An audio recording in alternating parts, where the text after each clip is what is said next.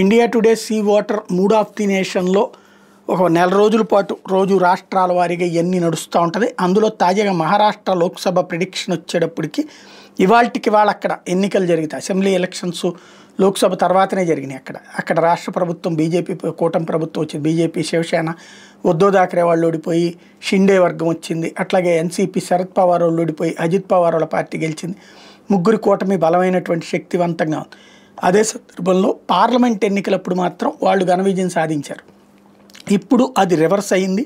ఇవాళకి వాళ్ళ ఎన్నికలు జరిగితే బీజేపీ ఈ శివసేన షిండే ఎన్సీపీ అజిత్ పవార్ వాళ్ళ కూటమికి కలిపి 30 సీట్లు వస్తాయని, బీజేపీకి ఇండివిజువల్గానే 16 సీట్లతో రాష్ట్రంలోనే అత్యధిక సీట్లు సాధించిన పార్టీ అవుతుందని, శివసేన షిండే అట్లాగే ఎన్సీపీ అజిత్ పవార్ వాళ్ళకి ఇద్దరికి కలిపి 14 సీట్లు వస్తాయని అంచనా వేసింది.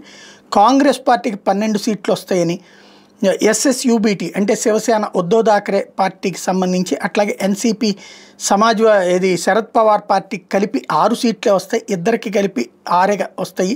కాంగ్రెస్ ప్లస్ ఇద్దరు ముగ్గురికి కలిపితే 18 సీట్లు మాత్రం వస్తాయి అన్నటువంటిది వీళ్ళు వేస్తున్నటువంటి అంచనా.